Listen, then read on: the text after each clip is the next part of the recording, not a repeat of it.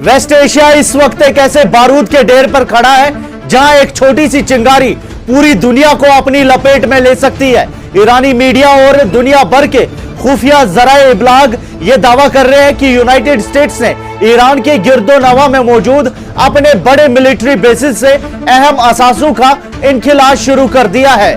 Chinese satellite imagery से मिलने वाली तस्वीर यह जाहिर करती है कि कतर के अल उदेद और बहरीन के नेवल बेस से अमेरिकन सामान और फौजी नकलो हरकत निहायत तेजी से जारी है। इस खामोश हरकत को जंग की एक बड़ी तैयारी के तौर पर देखा जा रहा है, क्योंकि रिपोर्ट्स के मुताबिक ये तमाम एयर एसेट्स अब सऊदी अरबिया की तरफ मुंतकिल किए जा रहे हैं ताकि ईरान की मिसाइल रेंज से दूर रहा जा सके। तेहरान में इस वक्त सख्त बेचैनी और तैयारी का माहौल है। ईरान के army commander in chief major general Abdul Rahim Mousavi ने वाज़ेह अल्फाज में कहा कि हम अपनी सरहदों का दिफा पूरी कुव्वत से करेंगे। उन्होंने अमेरिका को याद दिलाया कि वो नाकाबिले शिकस्त नहीं है और दुनिया ने देखा है कि किस तरह उसे वियतनाम और अफगानिस्तान से निकलना पड़ा था।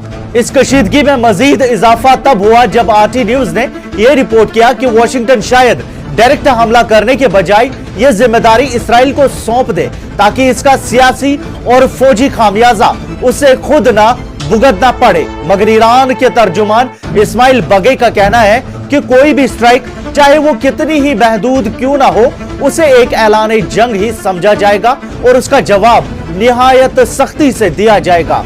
यह सूरत हाल 2003 की इराक जंग से मिलती जुलती नजर आ रही है। पेंटागन ने ईरान की दहलीज पर एक ऐसी फौजी जमा पूंजी शुरू कर दी है जो गुज़श्ता 2 दहाइयों में नहीं देखी गई।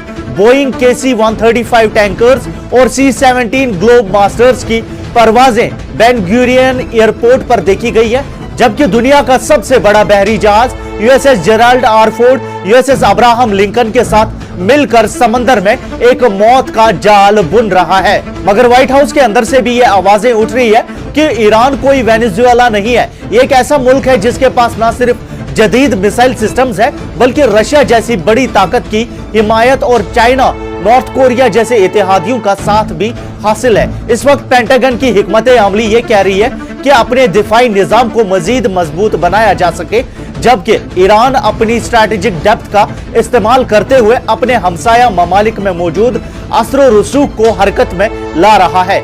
माहिरीन का मानना है कि अगर ये जंग शुरू हुई तो ये सिर्फ 2 मुल्कों तक महदूद नहीं रहेगी बल्कि पूरे खित्ते की सप्लाई लाइंस और तेल की कीमतों को ऐसी आग लगाएगी जिसका असर हर घर तक पहुंचेगा।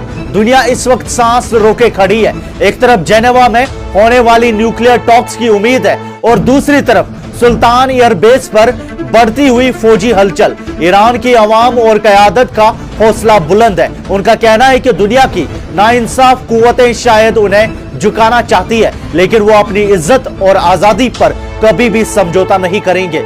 जब तक सांस बाकी है वो अपनी सरजमीन के लिए कुर्बानी देने को तैयार है। फैसला अब वक्त के हाथ में है। क्या यह रास्ता अमन की तरफ ले जाएगा या फिर एक ऐसे तनाज़े की तरफ जो दुनिया का नक्शा हमेशा के लिए बदल कर रख देगा?